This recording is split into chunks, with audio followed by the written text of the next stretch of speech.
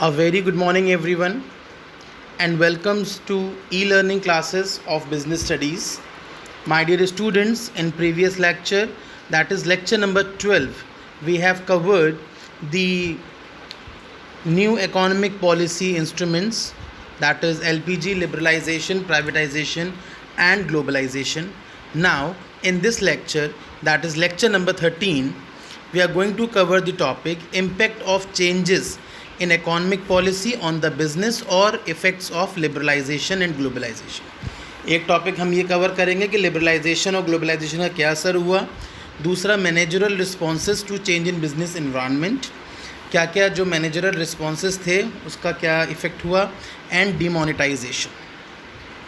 Now very first, impact of change in economic policy on the business और effects of liberalization and globalization. सबसे पहला topic ये है कि लिबरलाइजेशन और ग्लोबलाइजेशन का क्या इन्फ्लुएंस हुआ, क्या इम्पैक्ट पड़ा. So let's have a look. Number 1, increasing competition. जब एलपीजी फ्रेम हो गया, जब लिबरलाइजेशन, प्राइवेटाइजेशन, ग्लोबलाइजेशन आ गया, so after that Indian companies has to face around competition, means competition from everywhere. हर जगह से इंडियन कंपनीज जो थी वो कंपटीशन से घिरी हुई थी. Now they have to be more in pressure while working. जैसे कि और जो कंपनीज इस कंपटीशन को बियर नहीं कर पा रही थी वो फील्ड से बिल्कुल हट चुकी थी, वो मैदान छोड़कर भाग चुकी थी. For example western company. आपको तो नहीं पता, अपने पेरेंट्स से पूछेगा. एक टाइम था जब वेस्टर्न कंपनी टीवी मार्केट में लीडर हुआ करती थी. 38% से ज़्यादा शेयर था उसका, लेकिन that company was unable to compete with other companies. अब टाइम है कि उसका नामो निशान भी ख़त्म हो गया. Next, more demanding customers. अगर हम इकोनॉमिक पॉलिसी को देखें तो पहले प्रोडक्ट बेस पे हम मार्केटिंग किया करते थे. हल्के हल्के सरप्लस होता चला गया और शॉर्टेज जो थी वो अदर मार्केट्स में आ गई, और हल्के हल्के प्रोड्यूसर मार्केट किस में कन्वर्ट हो गया, बायर मार्केट में. पहले प्रोड्यूसर अपने अकॉर्डिंग प्रोडक्ट्स को लॉन्च करता था, बनाता था. अब all the produce are been launched in taken with consideration of customers attraction, कि कस्टमर को क्या चाहिए उसके अकॉर्डिंग काम होता है. Rapidly changing technological environment. हल्के हल्के टेक्नोलॉजिकल इन्वायरमेंट चेंज होता चला गया. पहले इतना ज़्यादा कंपटीशन नहीं था, हल्के हल्के कंपटीशन बढ़ा, और हल्के हल्के we start establishing ourselves on the global platform, जिसके लिए हमें वर्ल्ड क्लास टेक्नोलॉजी की रिक्वायरमेंट काफ़ी हुई. Next, necessity for change. Yes, अगर हम 1991 से पहले की बात करें तो कोई स्टेबल पॉलिसीज़ हमने लॉन्ग पीरियड के लिए फॉलो नहीं की थी, लेकिन 1991 के बाद हमें बहुत सारी पॉलिसीज़ को मॉड्यूलेट करना पड़ा, अडॉप्ट करना पड़ा और मॉडिफाई करना पड़ा, so that we can compete with this tough world. Next, need for developing human resources. Basically human resources की डेवलपमेंट की भी बहुत रिक्वायरमेंट थी. अगर मैं 1991 से पहले की बात करूं, so there was inadequate train personals, ज़्यादा ट्रेनिंग नहीं थी. लेकिन 1991 के बाद people were required with high skills and training so that they can compete. Market orientation. Yes, earlier firms were selling concept. पहले फर्म्स कौन सा कॉन्सेप्ट फॉलो कर रही थी, सेलिंग कॉन्सेप्ट. और हल्के हल्के now firms are relying on the companies and they are following marketing concept, means planning production on the basis of market research.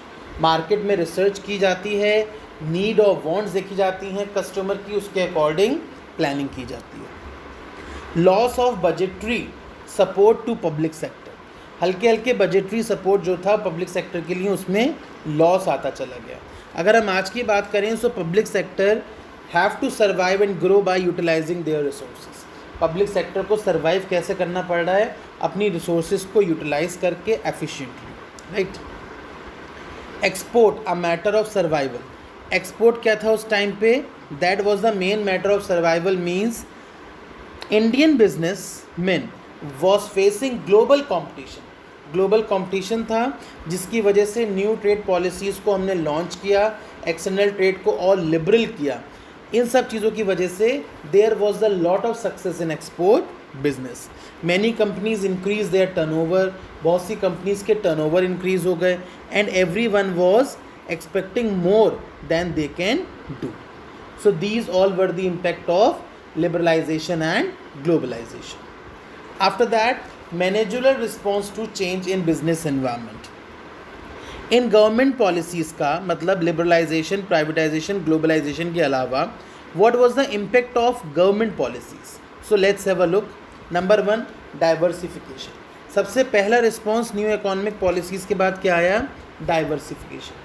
My dear student, the meaning of diversification is bringing variety to your work, bringing variety to your produce, right? For example, state-owned भेल का सबने नाम सुना होगा, Bharat heavy electrical limiteds, right? तो उसमें एक economic changes की new wave I, right? People were including diversifying their portfolios with solar energy, transportation, water business, means everything they were providing while making the products. So this was all about diversification. Joint venture, collaboration and consolidation of multinationals. हल्के हल्के joint venture होने लगे. joint venture या collaboration का मतलब क्या होता है? दो कंपनीज आपस में मर्ज होके वर्क करने लगी. फॉर एग्जाम्पल, मल्टीनेशनल कंपनीज जो आउटसाइड दी इंडिया की थी, अगर उन्हें इंडिया में आके वर्क करना था, so they can work only with the help of one Indian company. उसके लिए उनको मर्जर करना पड़ा, उनको जॉइंट वेंचर करना पड़ा, उनको कोलैबोरेट होना पड़ा. फॉर एग्जांपल, फोर्ड जो कार की कंपनी फोर्ड है, जब वो India I, so Ford collaborated with Mahindra and Mahindra. Jaguar enters India with Tata Motors and so on. इस तरीके से कोलैबोरेशन का प्रोसेस आगे बढ़ा. Next, brand building. Brand building क्या होता है कि न्यू इकोनॉमिक पॉलिसीज़ के बाद एक ब्रांड भी बिल्ड होना स्टार्ट हो गया. Means brand should be there. कोई भी चीज़ लोकल नहीं होगी, कोई भी चीज़ डुप्लीकेट नहीं होगी.